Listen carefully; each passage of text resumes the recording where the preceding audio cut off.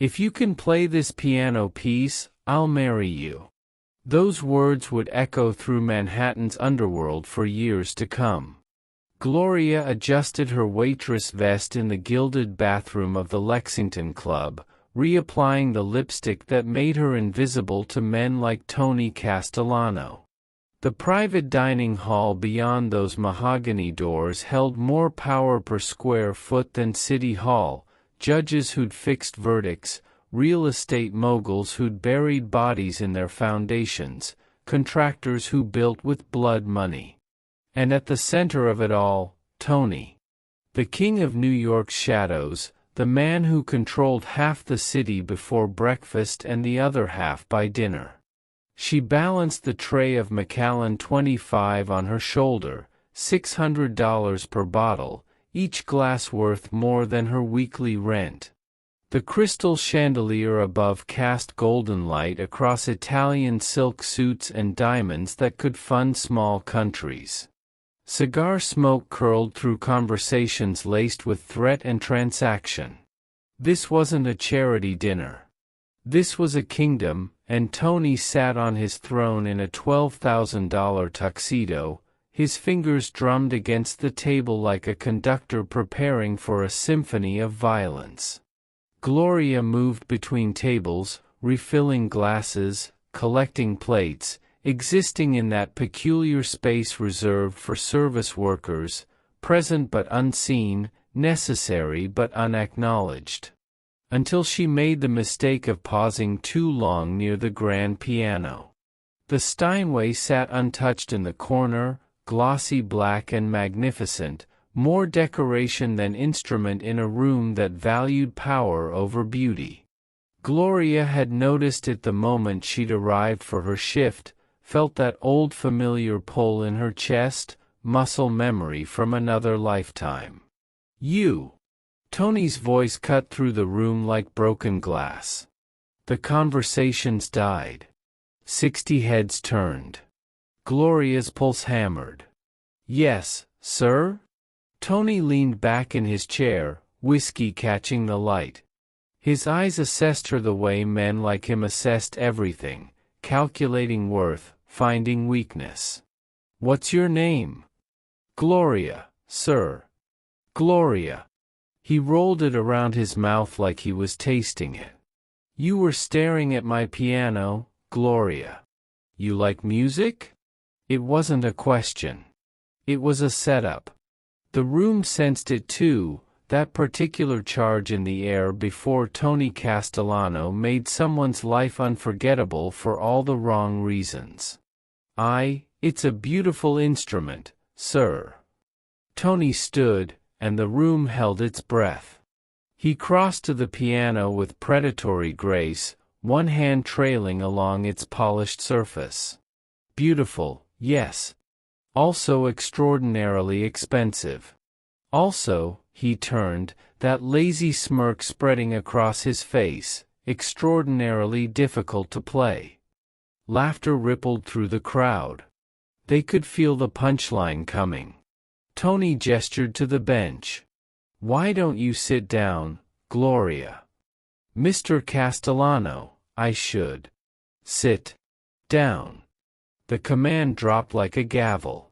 Gloria's hands trembled as she set down her tray, every instinct screaming to refuse, to run, to be anywhere but in Tony's crosshairs. But men like Tony didn't give you choices. They gave you the illusion of choices, then punished you for choosing wrong. She sat. The piano bench felt foreign and familiar all at once, leather worn smooth by hands that could probably afford better. From this angle, she could see Tony's signet ring, the Castellano crest that appeared on death certificates throughout the 5 boroughs. Here's a game, Tony announced to his audience, playing to the room like he was born for it. He pulled out his phone, scrolled deliberately, then turned the screen toward the nearest judge. This piece. Rachmaninoff's Piano Concerto No. 3, third movement. You know what they call this piece, Gloria? She said nothing. They call it the impossible concerto. His smile widened. Even trained concert pianists break down attempting it. It's brutal. It's unforgiving. It will expose every inadequacy you've got. More laughter. Someone's phone camera flashed. Tony leaned against the piano, close enough that Gloria could smell his cologne, something woody and expensive that probably cost more than her monthly salary. So here's my offer, sweetheart. If you can play this piece perfectly, and I mean perfectly, not one wrong note, I'll marry you right here, right now. I'll make you Mrs. Castellano. Set you up in a penthouse, give you everything these other women would kill for. The room erupted. Laughter bounced off marble floors and silk-draped walls. A state senator slapped the table. Two lawyers exchanged money on what appeared to be an immediate bet. Tony's capos grinned like wolves.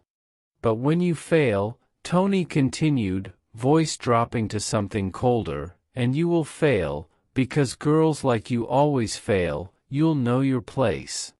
And you'll remember that place every time you refill my glass. Have you ever watched someone make the worst bet of their life? If you are listening right now, help me prove something wrong. My mother said I wouldn't even reach 200 subscribers, but I believe stories like this deserve to be heard. Help me show her that these tales matter.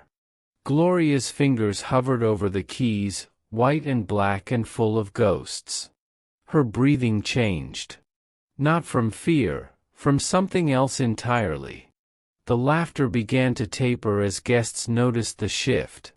She wasn't crying. She wasn't begging. She looked stricken. Tony noticed too, that predator's instinct sensing unexpected prey behavior. Changed your mind? Smart girl. You can go back to... I haven't heard this piece, Gloria whispered, barely audible, since I was 16 years old. The room went silent. Tony's smirk flickered, just for half a second, barely perceptible, but there. His head tilted slightly, studying her with new attention. My mother used to play this, Gloria continued, her voice steady now, gathering strength. Every Sunday morning in our Brooklyn apartment. She said it was the most beautiful piece ever written. She said it took a lifetime to master. Someone's fork clinked against a plate, impossibly loud in the stillness. She also said, Gloria's fingers found middle C, that only someone who truly understood loss could play it correctly. And then she played. The first note rang out, clear, confident, perfect. Tony's glass stopped halfway to his mouth. The second note followed, then the third, building into a cascade that shouldn't have been possible from a waitress in a $500 a night club. This wasn't someone guessing at keys or fumbling through half-remembered melodies. This was someone who had lived with this music, who had breathed it, who had locked it away in some deep chamber of their heart and was now setting it free. Gloria's hands moved across the keys with devastating precision, each note carrying weight, grief, rage, longing, accusation. The music filled every corner of the room, demanding attention, commanding respect, turning a humiliation into something else entirely. Conversations died mid-sentence. Forks froze. The state senator's smile vanished. Tony's capos straightened, uncertain. Even the bodyguards by the doors seemed transfixed. Because this wasn't just music. This was a message. And Tony Castellano, the man who controlled half of New York, the king who'd made empires kneel, stood frozen as the impossible unfolded before him. His expression shifted from amusement to confusion to something that looked almost like recognition. Then like fear. Because as Gloria reached the piece's most technically brutal passage, the section that broke concert pianists, that required years of training and hundreds of hours of practice. Her fingers didn't miss once.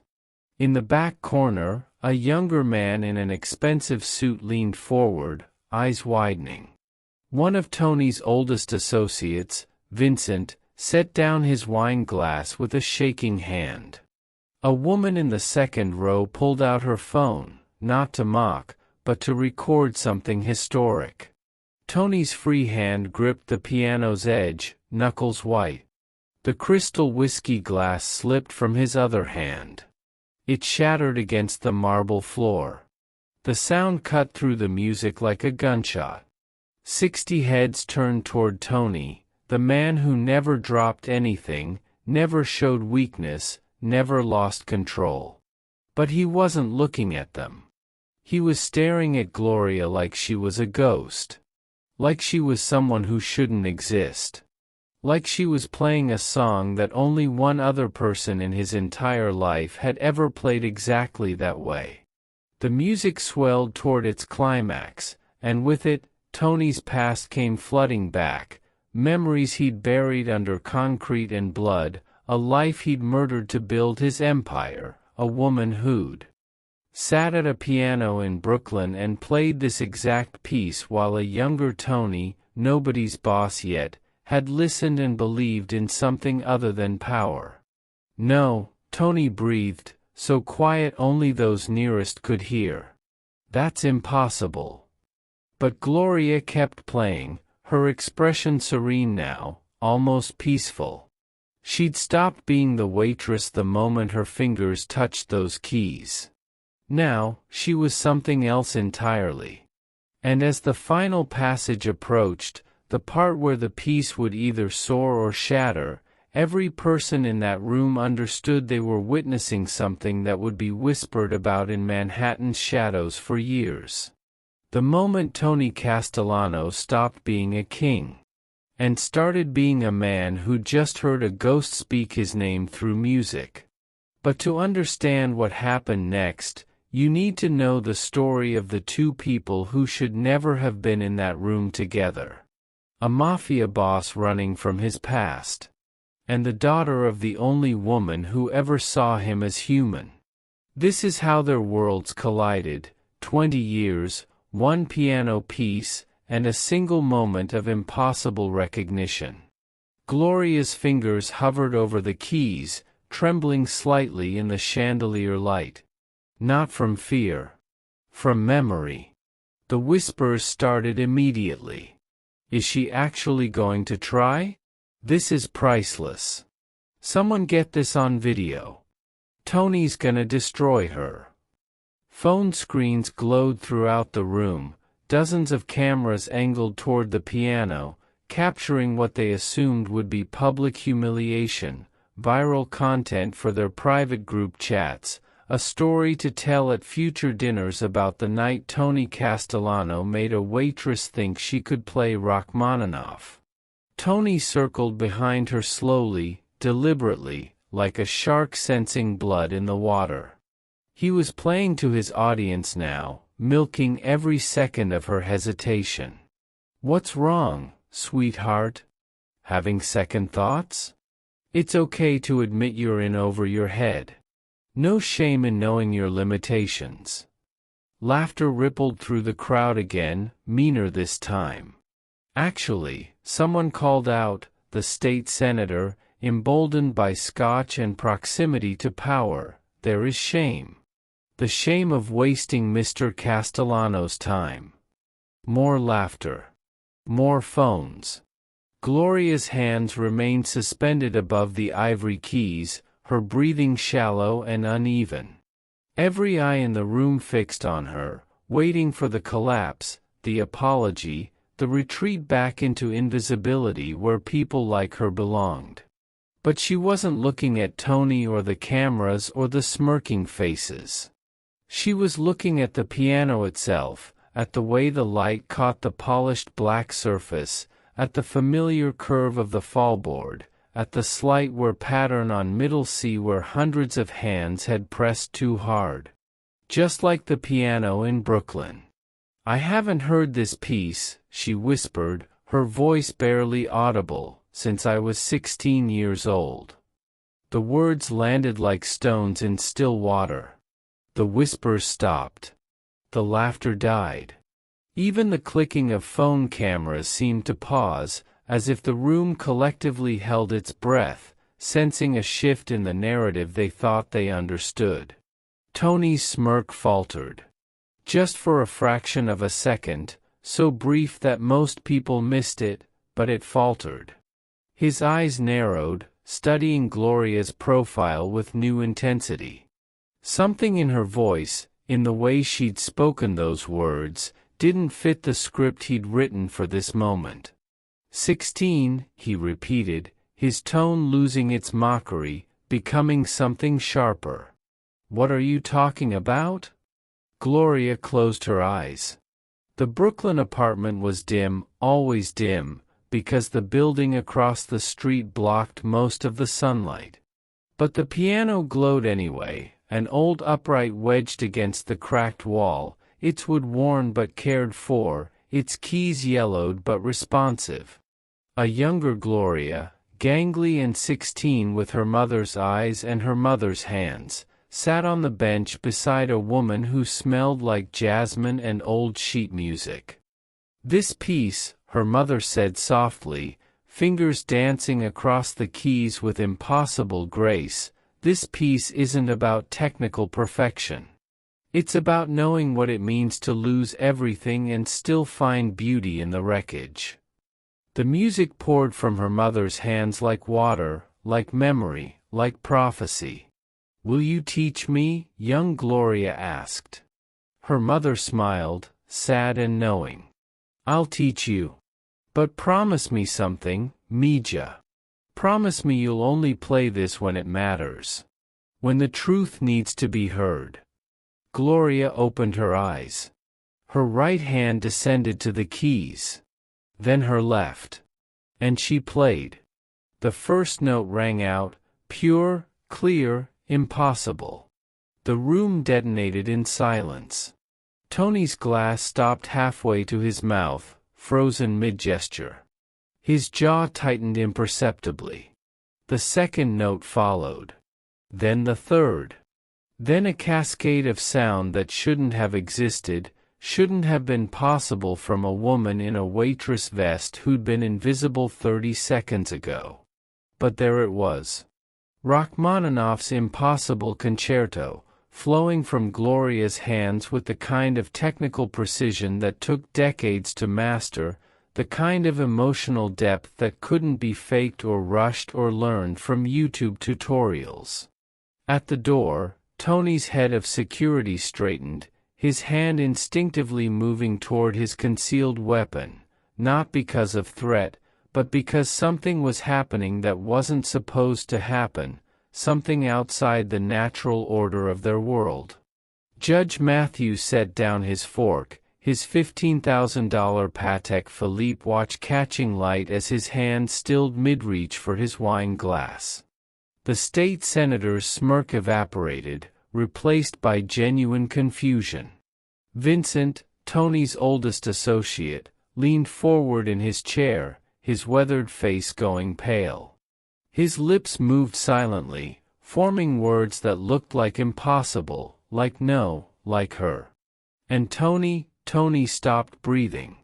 His chest seized mid-inhale as Gloria's hands moved through the piece's opening passage without hesitation, without error, without the fumbling uncertainty of someone attempting something beyond their skill.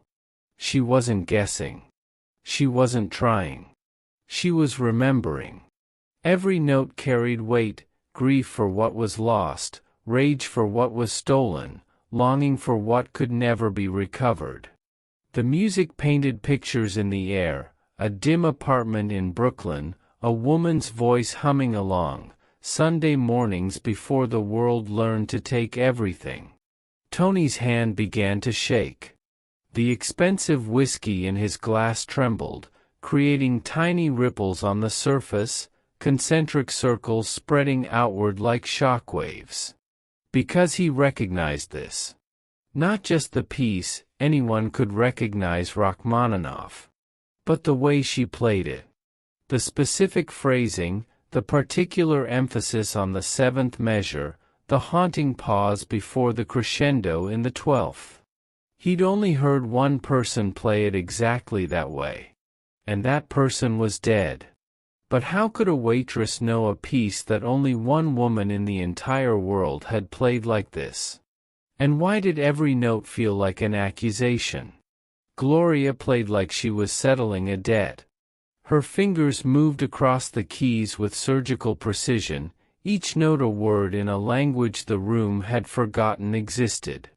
The music swelled through the dining hall, no longer background ambience but a living force that demanded attention, commanded silence, stripped away the veneer of power that men like Tony wore like armor. This wasn't performance. This was testimony. The piece climbed through its opening movement, delicate at first, deceptively simple, lulling listeners into false security before the complexity revealed itself.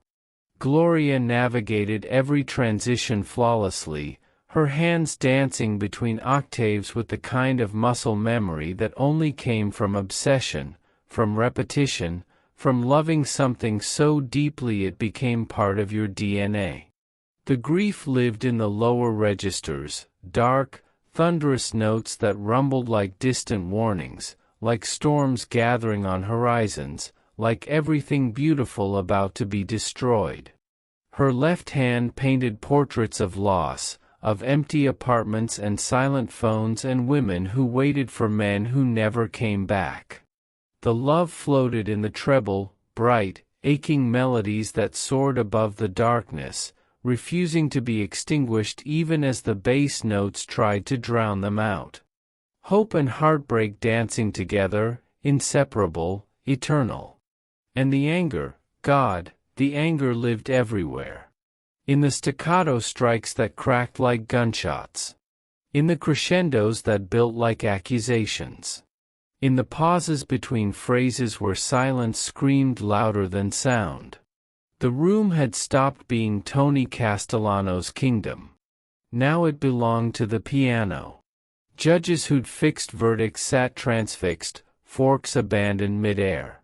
Real estate moguls who'd buried bodies in foundations leaned forward unconsciously, drawn by something they couldn't name. Lawyers who'd made careers of lying sat in perfect stillness, for once encountering truth they couldn't cross-examine. Even Tony's capos, men who'd committed acts that would haunt normal people's nightmares, seemed unsettled, shifting in their seats, glancing at each other with expressions that asked, "What the hell is happening?" But no one looked more unsettled than Tony himself. He stood frozen beside the piano, his carefully constructed mask beginning to crack. Behind his eyes, something was collapsing. Not his empire, not yet, but something older, something he'd thought he'd successfully buried under 20 years of blood and concrete. A younger Tony, barely 23, in a Brooklyn apartment that smelled like jasmine and desperation. Isabella at the piano, her hands making magic from ivory and wood, turning their poverty into something transcendent. "Listen," she'd said, guiding his fingers to the keys. This passage, right here, this is where the composer was thinking about everything he'd lost. You can hear it, can't you? The way the melody breaks. Young Tony had pressed the keys clumsily, making discord instead of music. Isabella had laughed, warm, forgiving. "You'll learn. We have time." But they hadn't had time. Because 2 weeks later, Vincent had made Tony an offer. Protection money from the neighborhood businesses. Easy work. Good pay. A foot in the door to something bigger. One job, Vincent had said. Just one, to see if you've got the stomach for it. Tony had looked at Isabella, at the cracked walls, at the piano that was probably older than both of them combined. "One job," he'd told her. "Then I'm done. I promise." He'd made that promise on a Sunday. By Monday, he discovered he was very good at violence. By Wednesday, Vincent wanted him for another job. By the end of the month, Tony stopped going back to Brooklyn. He'd told himself it was temporary. That he'd return once he'd made enough money to give Isabella the life she deserved. A better apartment. A better piano. Everything she'd ever dreamed of. But temporary became permanent. And by the time he'd risen high enough to actually afford those dreams, he'd become someone who could no longer dream them. The whiskey glass slipped from Tony's hand. It fell in slow motion, expensive crystal tumbling through expensive air, then exploded against the marble floor with a sound like breaking worlds. 60 heads snapped toward him. Tony Castellano. The man who never flinched. The king who controlled his environment absolutely.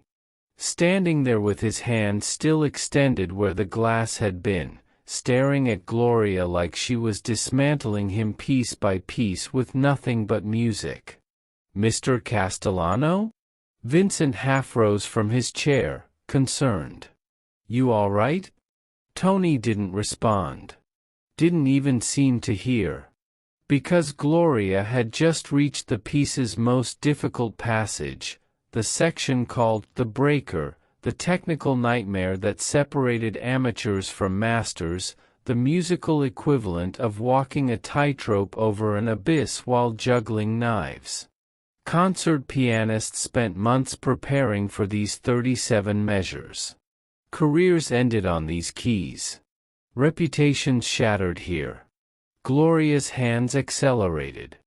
Her fingers flew across octaves with impossible speed, striking keys in patterns that seemed physically improbable, building toward a crescendo that required strength, precision, and perfect timing executed simultaneously.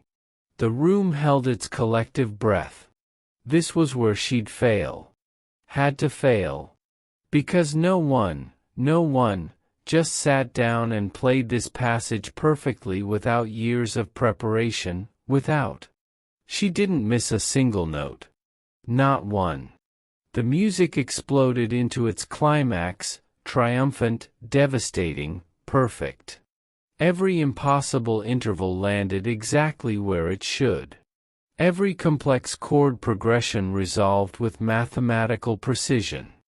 Every dynamic shift executed with the confidence of someone who'd played this piece 1,000 times in the dark and could do it 1,000 more. Tony stood abruptly, his chair scraping backward with a sound like thunder. Everyone jumped. His face had gone white, not pale, but truly colorless, like blood had forgotten how to reach his extremities. His hands gripped the edge of the table hard enough that his knuckles turned bone white. His breathing came shallow and fast, visible even through his expensive tuxedo. "That's impossible," he whispered. The words cut through the music like a confession. Vincent heard it. Judge Matthews heard it. The state senator heard it. And they all registered the same impossible truth.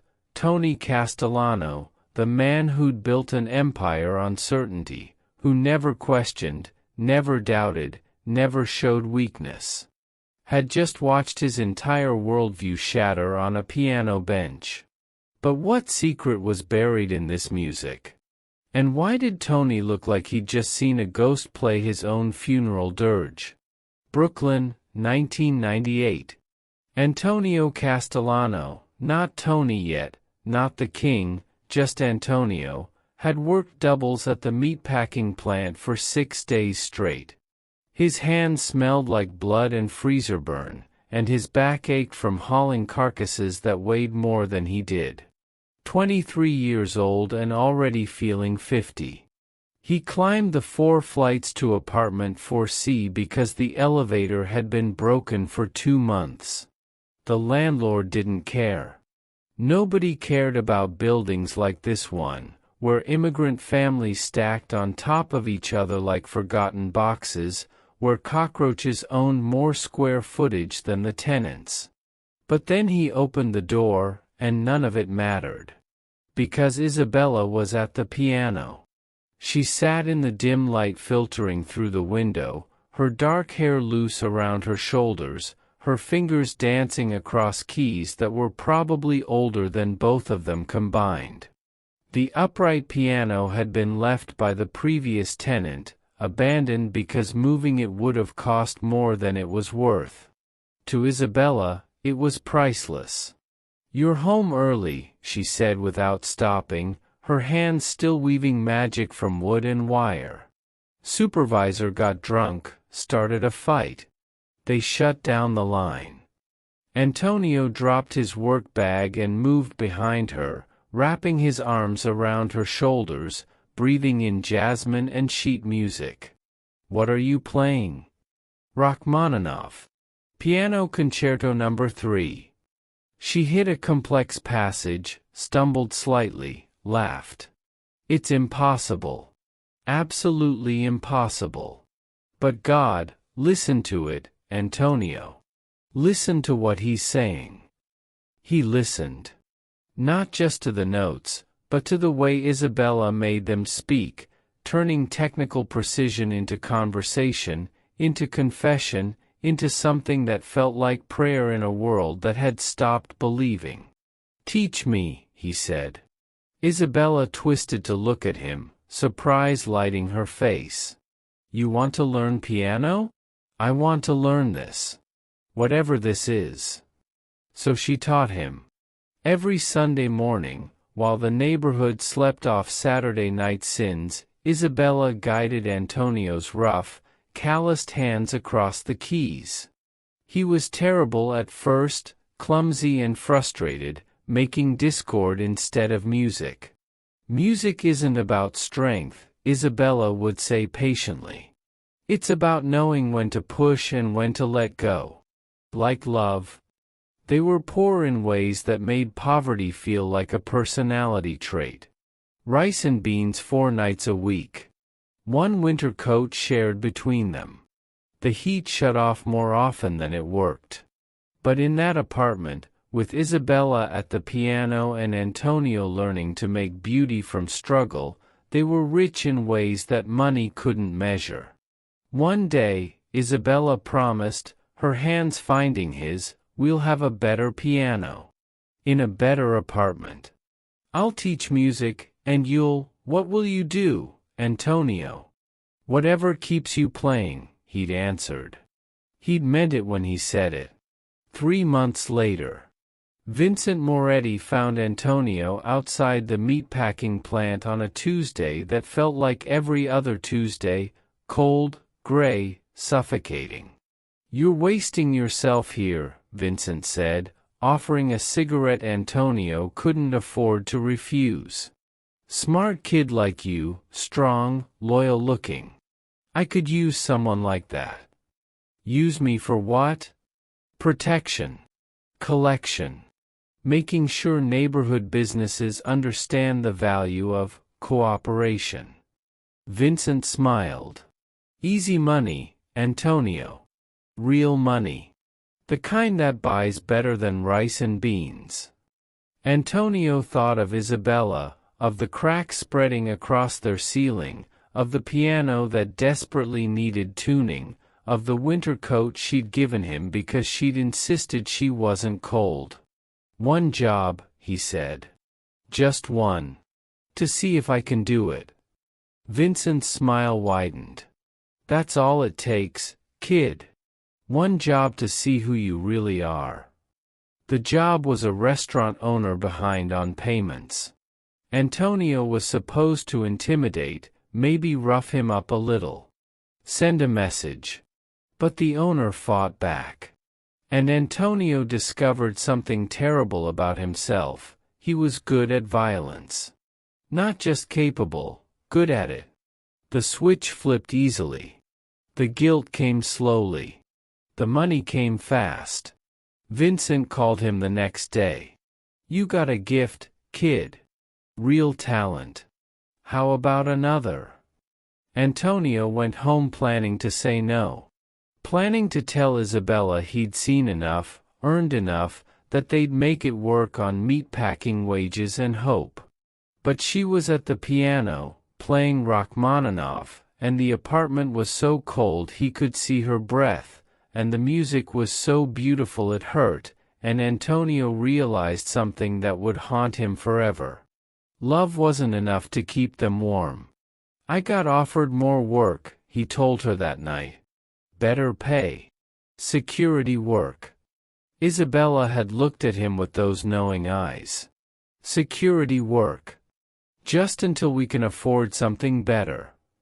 She'd touched his face gently. Antonio. Baby. Once you start down that road. 1 year, he'd promised. 1 year, then I'm out. I swear. She'd played Rachmaninoff that night while he held her. Neither of them said what they both knew. Some roads only go one direction. The 1 year became 2. Then 5. Then a decade. Antonio became Tony. The kid from Brooklyn became the king of Manhattan.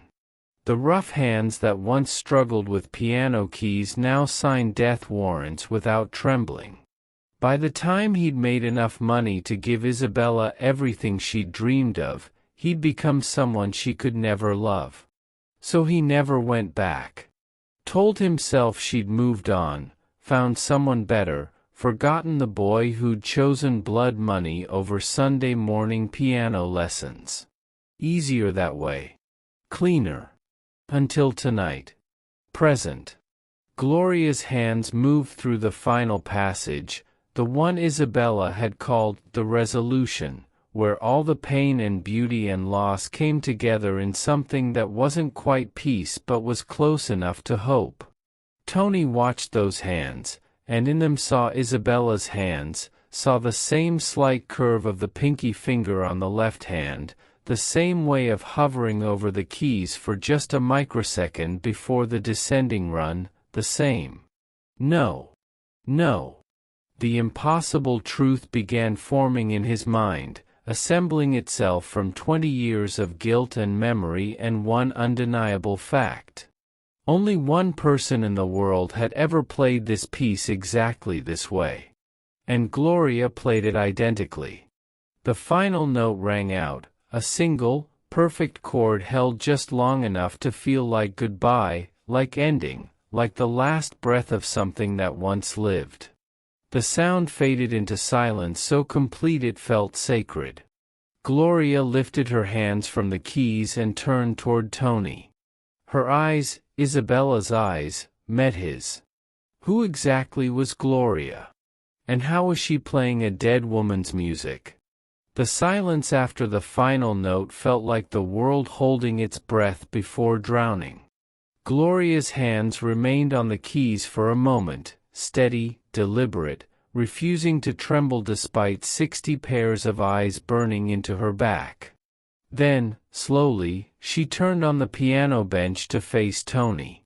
He stood 5 feet away, looking like a man who'd just watched his own execution and couldn't figure out why he was still standing. Gloria met his eyes, those cold, calculating eyes that had ordered men killed, that had stared down prosecutors and politicians, that had built an empire on the principle that fear was the only currency that mattered. She spoke clearly. Loud enough for every person in that room to hear. You used to play this with my mother. The words detonated like a bomb. Judge Matthew's wine glass stopped halfway to his lips, frozen in disbelief. The state senator's face went slack. Vincent's fork clattered against his plate, the sound impossibly loud in the sudden vacuum of sound. Every head swiveled between Gloria and Tony, watching, waiting, trying to process what they'd just heard. Tony's mouth opened. Closed. No sound came out. For perhaps the first time in 20 years, Tony Castellano had no response. Gloria stood, smoothing her waitress vest with hands that didn't shake. Isabella Reyes. Brooklyn, apartment 4C. That was her name. You remember, don't you? Sunday mornings at the piano. You promised her 1 year. Just 1 year in security work, then you'd come back. The room's oxygen seemed to evaporate. Tony finally found his voice, but it came out strangled, unrecognizable. That's not. 23 years ago, you walked out of that apartment. Gloria's voice remained steady, clinical, like she was reading a case file. You told her you'd be back in a week. She waited 1 week. Then another. Then a month. Then a year. Vincent stood slowly, his weathered face pale. He remembered Isabella. He was the one who'd recruited Antonio. The one who'd made the offer that started everything. She used to play this piece every Sunday, Gloria continued, her eyes never leaving Tony's. She'd sit at that piano, the one you two couldn't afford to move, the one with the broken G above middle C, and she'd play. Waiting. Believing you'd hear it somehow. That the music would bring you home. Tony took a step backward, his shoulders hitting the wall. The king of Manhattan, pressed against wallpaper like a trapped animal. I was 5 when you left, Gloria said. Too young to understand why Mama cried every Sunday. Too young to know why she'd play the same piece over and over, like a prayer you never answered. The capos exchanged glances. Judge Matthews set down his wine glass with a trembling hand. This was information that could destroy empires, proof that Tony Castellano, the untouchable, had a past that made him human. Vulnerable. Mortal. She taught me that piece, Gloria's voice finally cracked, just slightly. Every note you should have learned. Every passage you abandoned. She'd say, your father loved this part. He'd laugh when he got it wrong. She made you real to me through music, even though you were a ghost. Where is she? Tony whispered, and for a moment, he wasn't the boss. He was just a man afraid of the answer he already knew. Gloria's eyes hardened. She died. 6 years ago. Cervical cancer that spread because she couldn't afford treatment. Because she worked 3 jobs trying to pay rent on apartments in neighborhoods you'd never set foot in. Because the man who promised to take care of her chose power instead. Someone gasped, one of the socialites in the back, her hand covering her mouth. She died, Gloria repeated, her voice sharp as broken glass, believing she wasn't enough. Believing that if she'd been prettier, or smarter, or more worth loving, you would have come back. She died thinking she failed you, when the truth was you failed her every single day for 23 years. Tony's legs seemed to give out. He slid down the wall slightly, catching himself, his expensive tuxedo wrinkling against imported wallpaper. The room watched their king collapse in slow motion. You don't have a daughter, Tony said weakly, desperately. Isabella never said. She didn't know she was pregnant until after you disappeared. Gloria's words fell like guillotine blades. She tried to find you. Called every number she had. Went to every place you'd mentioned. But Antonio Castellano had already become Tony Castellano. And Tony Castellano didn't exist in the same world as Brooklyn waitresses with broken pianos and unexpected pregnancies. Vincent sat down heavily, his face buried in his hands.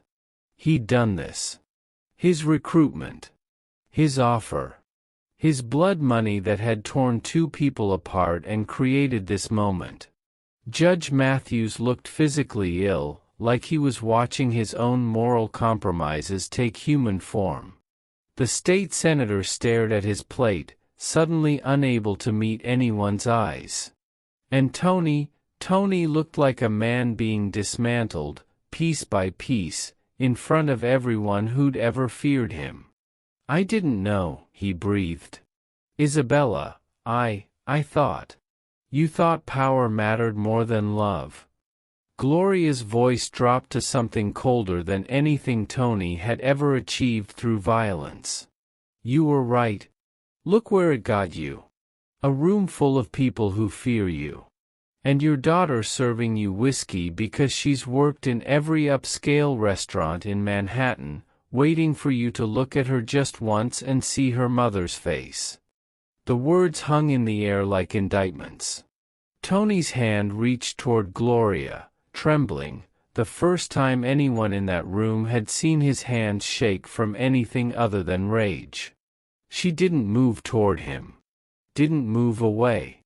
Just stood there, Isabella's daughter, dressed in a uniform that cost less than Tony's watch, having just destroyed him more completely than any rival syndicate ever could. The room sat in stunned silence, watching the king bleed from wounds that no amount of power or money or violence could ever heal. Would Tony destroy the daughter who'd exposed him? Or had she already destroyed the only thing left in him worth killing? The silence lasted 3 seconds. Then the guards moved. Not obviously. Not aggressively. But every security professional in that room shifted weight, adjusted stance, hands drifting closer to concealed weapons. The 2 men flanking the main entrance straightened imperceptibly. Vincent's personal bodyguard took half a step forward. They'd seen this before, the moment before Tony Castellano erased problems. The atmosphere transformed from shock to lethal in a heartbeat. Socialites sensed it first, their survival instincts honed by years of proximity to dangerous men. They leaned back in their chairs, creating distance, preparing to look away from whatever came next. Judge Matthews's hand moved toward his phone, not to call for help, but to make sure it wasn't recording. Everyone knew the script. Someone embarrasses Tony. Someone dies. Maybe not tonight, maybe not in public, but eventually, inevitably. That's how empires stayed empires. Gloria stood perfectly still beside the piano, her waitress vest buttoned to the collar, her hands at her sides. She didn't reach for anything. Didn't run. Didn't beg. She just waited. Tony pushed himself off the wall, standing to his full height. His face had regained some color, the initial shock burning away into something harder to read. Dangerous men throughout the room tensed, watching their boss, waiting for the signal. Then Tony laughed. Not the cruel, mocking laugh from earlier. This sound came from somewhere deeper, fractured, disbelieving, the laugh of a man who just realized the punchline of a joke told 20 years ago was finally landing. "I said I'd marry you if you played it perfectly." His voice carried through the room, steady now, almost conversational. He looked at Gloria like they were the only 2 people in existence. "You played it perfectly." The room held its breath. Gloria's expression didn't change. "I didn't play to marry you." "No?" Tony took a step closer. Guards tensed further. "Then why? To humiliate me? To expose me in front of," he gestured broadly at the room, "everyone who matters in this city." "I played," Gloria said calmly, clearly, her voice cutting through the tension like a blade, "so you'd remember who you were before you became a monster." The words hit harder than any physical blow. Several people audibly gasped. Vincent made a sound like he'd been punched. Judge Matthews went absolutely white. Because nobody spoke to Tony Castellano like that. Nobody. Not prosecutors or rival bosses or politicians who'd taken his money. You could fear Tony, you could respect Tony, you could even hate Tony, but you never, ever called him what he actually was to his face. Not if you wanted to wake up the next morning. Tony stared at Gloria, his jaw working soundlessly. 20 years of carefully constructed authority, of making men kneel with a look, of controlling rooms through pure force of will, all of it colliding against one woman in a waitress uniform who refused to be afraid. You have no idea what you just did, Tony said quietly, dangerously. No idea who you just said that to. Yes, I do. Gloria's voice remained steady. I said it to Antonio Castellano, who used to laugh when he hit the wrong piano keys. Who promised my mother he'd only be gone for 1 year. Who chose this, she gestured at the opulent room, at the mobsters and corrupt officials, over her. Over me. Over everything that could have been. Tony's hands curled into fists. The guards moved another inch closer. You think you know me? Tony's voice rose, sharp edges appearing. You think one piano piece and some story about the past gives you the right to stand here and judge? I don't think I know you, Gloria interrupted, and the fact that she interrupted him sent another shockwave through the room. I do know you. I know you through every Sunday my mother cried. Every time she played that piece hoping you'd hear it. Every hospital bill she couldn't pay. Every night she died a little more, wondering what she did wrong to make you leave. Her voice finally broke on the last word, but she didn't look away. Didn't back down. I know you, she continued, tears tracking down her face now but her voice still strong, through every single thing my mother suffered because you decided power was worth more than love. The room had stopped breathing. Tony stood frozen, his face cycling through expressions, rage, grief, shame, fury, unable to settle on any single emotion. His right hand rose, and every guard in the room tensed for violence. But Tony didn't reach for Gloria. He raised his palm outward, a gesture that meant stop, wait, hold. The guards halted immediately, well trained enough to recognize the command. Tony's hand remained up, trembling slightly in the chandelier light. His eyes never left Gloria's face, Isabella's eyes staring back at him, accusing him, forgiving him, destroying him with nothing but truth. Nobody moves, Tony said, his voice barely above a whisper but carrying absolute authority. Nobody touches her. Vincent stood slowly, confused. Boss? I said nobody moves. Tony's voice cracked on the last word. The King of Manhattan stood there, hand raised, holding back his own empire from doing what empires did best, eliminating threats through violence. But Gloria wasn't a threat. She was a mirror. And for the first time in 20 years, Tony Castellano was being forced to look at his own reflection. What happens when a man built on violence discovers the one person he can't destroy is the daughter he never knew existed? Tony's hand remained raised for 3 more seconds, an eternity in a room where violence was always one breath away from reality. Then he lowered it slowly and turned to face his guards. Out, he said quietly. The head of security blinked. Sir? I said out. All of you. Leave. Mr. Castellano, protocol requires. Protocol? Tony's laugh was bitter, broken. You think protocol matters right now? You think any of this, he gestured at the room, at the empire he'd built, matters after what just happened? The guards exchanged uncertain glances. In 15 years of service, they'd never heard Tony sound like this. Defeated. Almost human. Out, Tony repeated, his voice firmer now.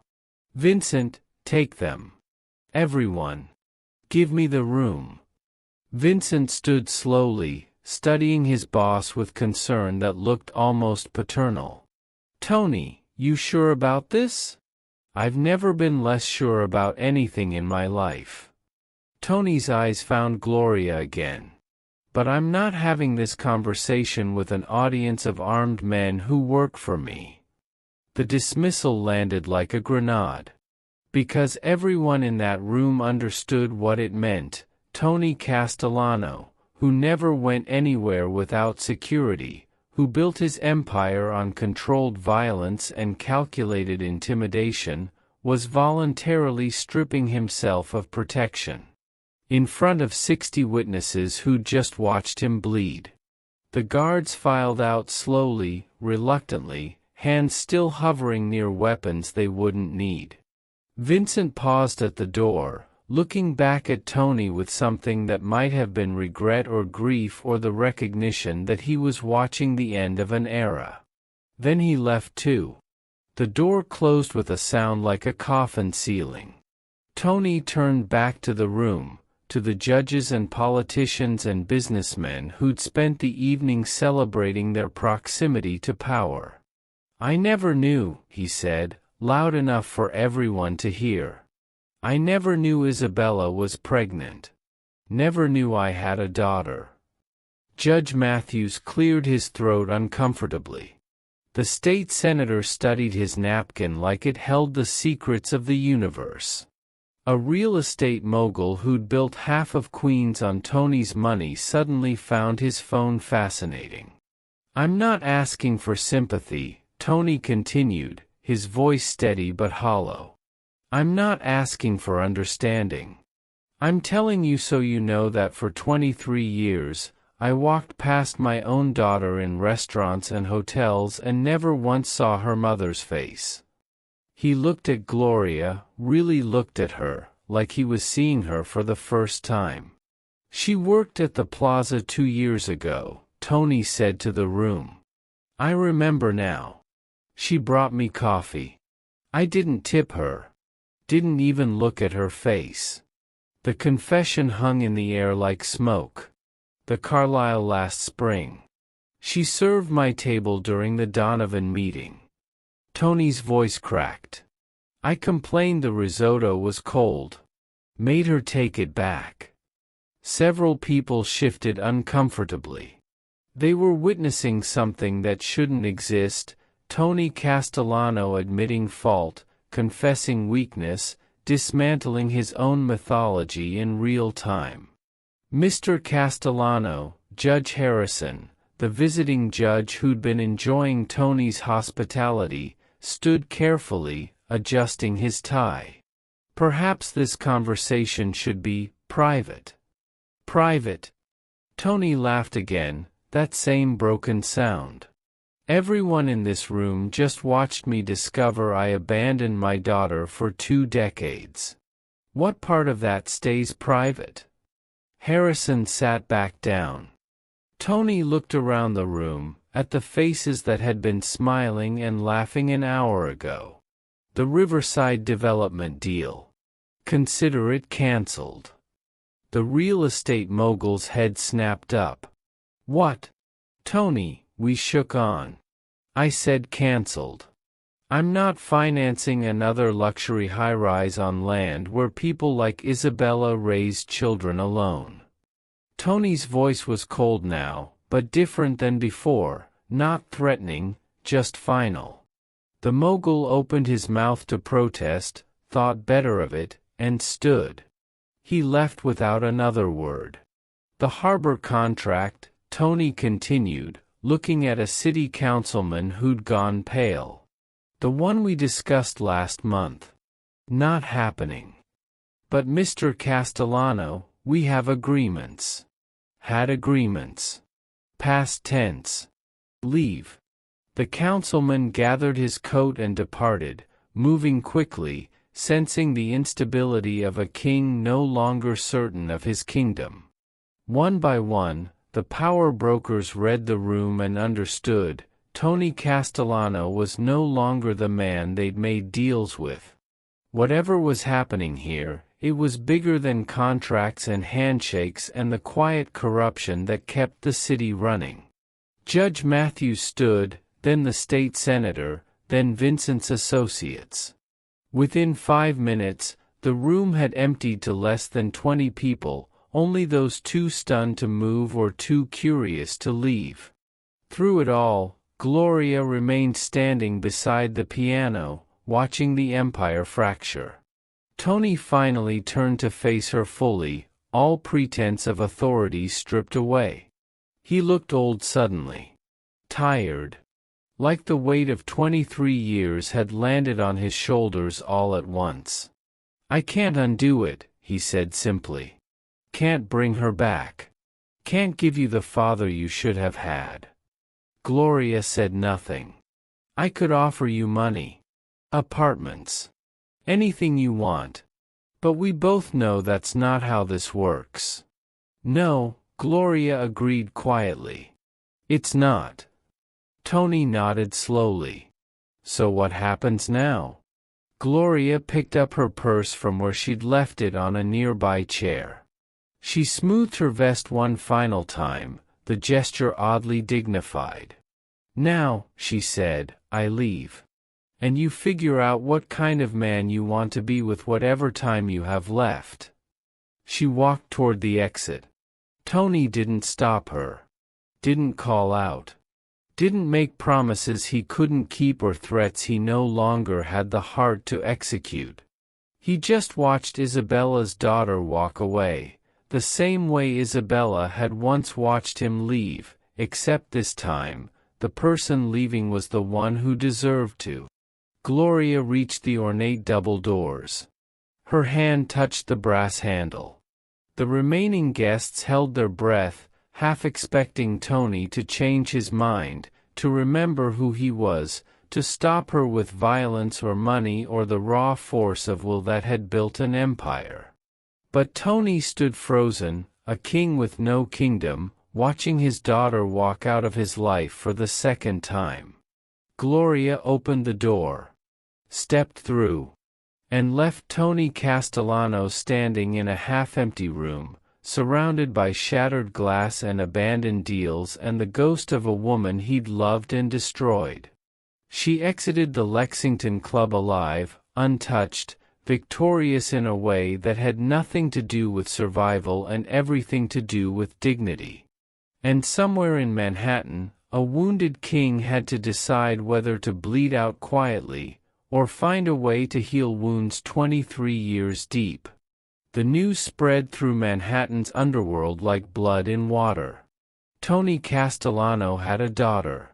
Tony Castellano had broken down in public. Tony Castellano had dismissed his guards and canceled deals mid-handshake. By sunrise, every rival syndicate, every ambitious lieutenant, every prosecutor who'd spent years trying to crack his empire knew one undeniable truth. The king was mortal.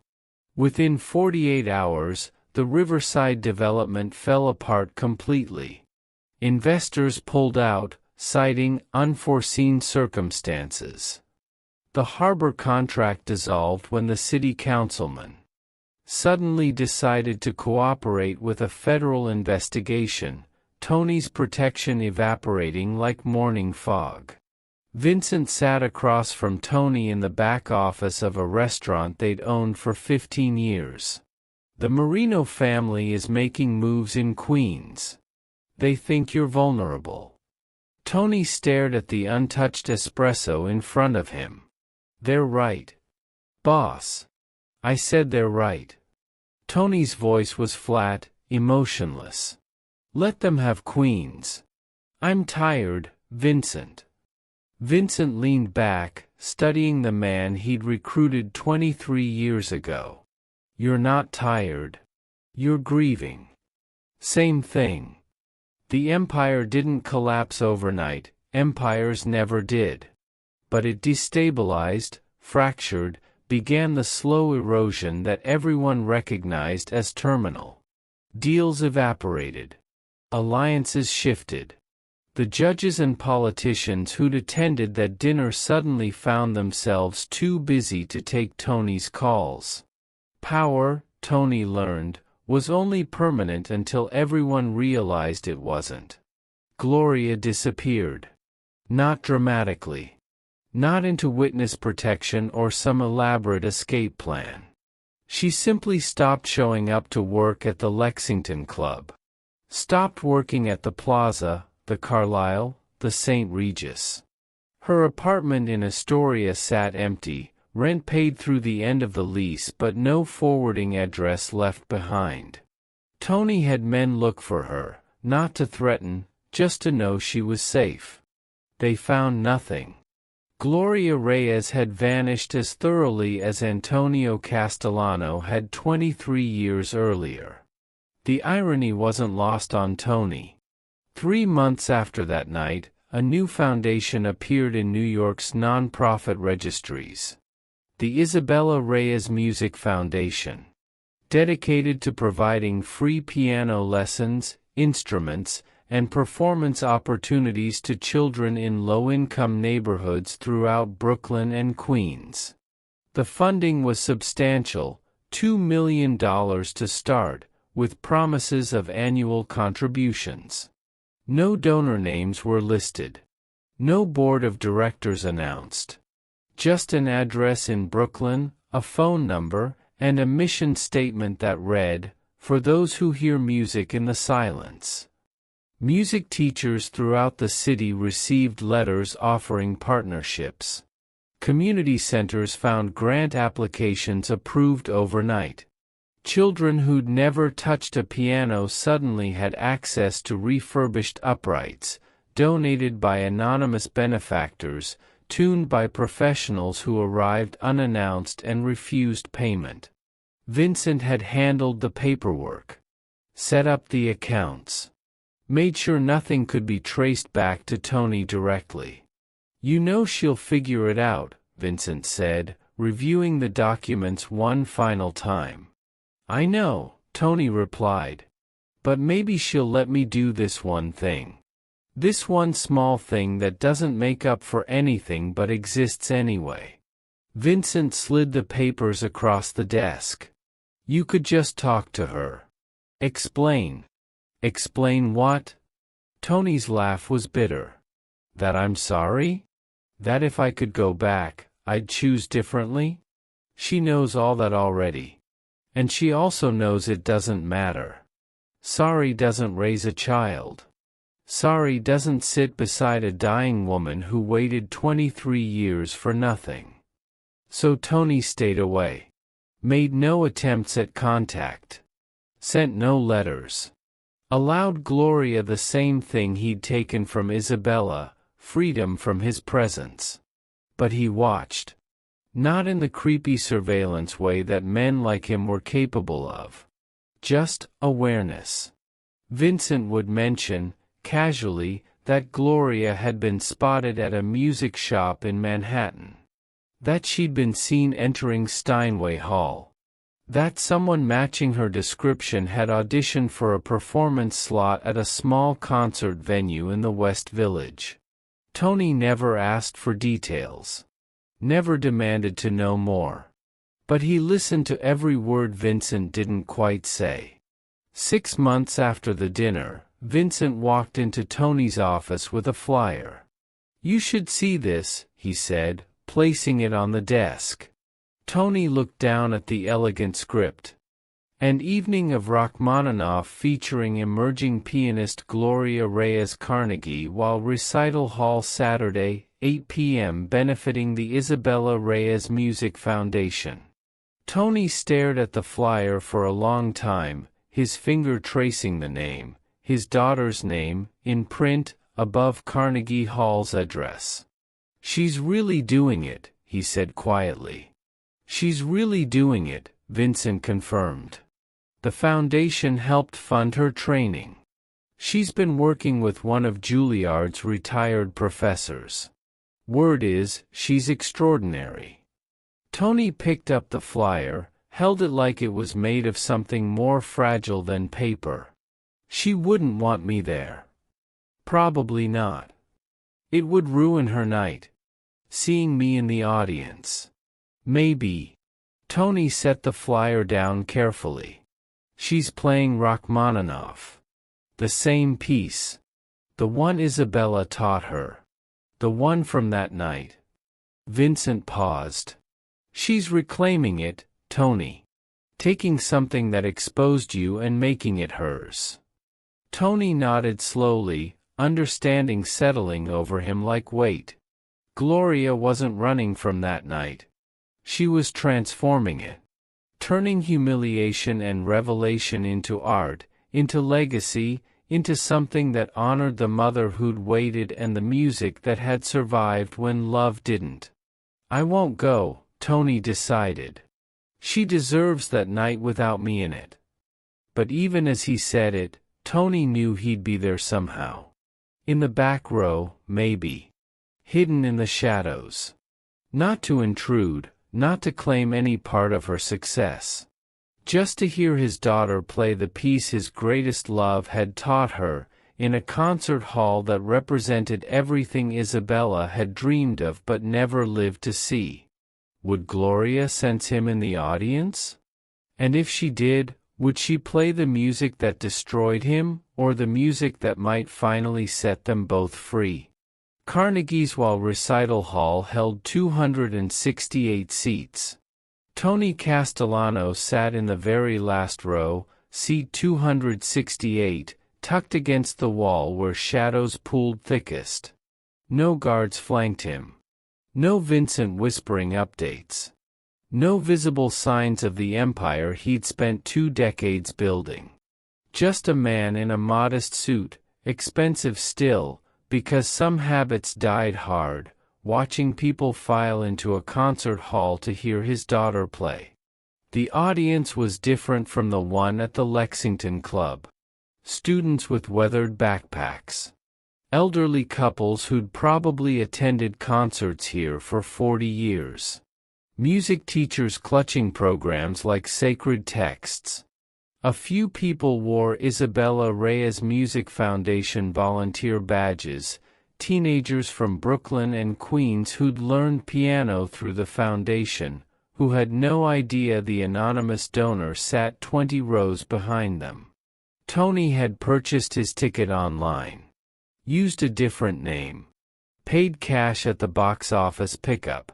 He'd learned invisibility from a lifetime of visibility, and tonight, he needed to disappear more completely than he ever had. The lights dimmed. The murmur of conversation faded to respectful silence. And Gloria walked onto the stage. Tony's breath caught. She wore a deep blue gown that caught the stage lights like water, elegant and simple. Her hair was pulled back the same way Isabella used to wear it, revealing the curve of her neck, the set of her shoulders. From this distance, for just a moment, Tony could pretend he was 23 again, watching Isabella prepare to play in their Brooklyn apartment. But Gloria wasn't Isabella. She was something else entirely, the woman Isabella should have lived to become, the musician she'd dreamed of being, the legacy Tony had almost destroyed through absence. Gloria sat at the Steinway grand piano, adjusted the bench, let her hands hover over the keys in that familiar gesture Tony now recognized as preparation, as memory, as calling back everything that mattered. The program listed 3 pieces. Chopin, Debussy, and finally, inevitably, Rachmaninoff's Piano Concerto No. 3, third movement. The same piece that had ended one life and revealed another. Tony sat perfectly still through Chopin's nocturnes, through Debussy's cascading impressionism. The audience applauded appreciatively. A few people wiped tears. Gloria played beautifully, technically flawless, emotionally present. But everyone was waiting for Rachmaninoff. The final piece. The impossible piece. The one the program notes mentioned had special significance to the performer and the foundation's namesake. Gloria's hands found the keys. And she began. This time, Tony heard things he'd missed in the chaos of the Lexington Club. The way Gloria emphasized certain passages that Isabella used to love, the ascending run in the seventh measure, the held note before the crescendo. The places where technique gave way to pure emotion, where music stopped being performance and became conversation with the dead. She played like she was telling her mother's story. Every note a word Isabella never got to say. Every phrase a memory of Sunday mornings and broken pianos and love that survived abandonment through music alone. Tony's hands gripped the armrests. The piece built toward the impossible passage, the breaker, the section that had shattered Tony's world 6 months ago. Gloria's hands accelerated, fingers flying across keys with the precision of someone who'd spent half a year perfecting what she'd already played flawlessly once. She didn't miss. Not once. The music soared, triumphant and devastating, beautiful in ways that made beauty feel inadequate as a word. This wasn't just technical mastery. This was resurrection, taking something Tony had destroyed and rebuilding it into something that would outlive them all. The final chord rang out, held just long enough to feel eternal, then faded into silence so complete it felt holy. For 3 seconds, nobody moved. Then the applause erupted, standing ovation, immediate and thunderous. The audience rose as one, clapping, some crying, others shouting appreciation. The teenagers from the foundation screamed and whistled. Music professors nodded with professional approval. Gloria stood, bowing gracefully. Once. Twice. 3 times. Accepting recognition for something she'd earned through grief and practice and refusing to let her mother's music die with her mother. Her eyes swept the audience, front row, middle section, balcony. But she never looked at the back row. Never searched the shadows where Tony sat frozen, applauding with everyone else, tears tracking silently down his face for the first time in 20 years. She never looked at him. And Tony understood, this was mercy. Gloria had given him the gift of witnessing her triumph without requiring him to be part of it. He could see what he'd almost destroyed. Could hear what survived despite him. Could understand, finally, what he'd traded for power. The applause continued. Gloria bowed a final time, then exited stage left, the blue gown disappearing into the wings like water flowing away. Tony stood quietly. While the audience continued clapping, while people gathered their coats and programs, while the teenagers from the foundation hugged each other in celebration, Tony slipped out the back exit. No one noticed him leave. No one asked for autographs or favors or deals. He was just another audience member, disappearing into the Manhattan night, carrying nothing but memory. Outside, the city continued its relentless churn. Cars honked. People shouted. The subway rumbled beneath the streets. New York, indifferent to kings and daughters and music that could dismantle empires. Tony walked 3 blocks before stopping, leaning against a building, letting the reality settle. Gloria would be fine. Better than fine. She had her mother's gift, her own strength, and a future that didn't require his presence or permission or money. She had music. And music, unlike empires, lasted.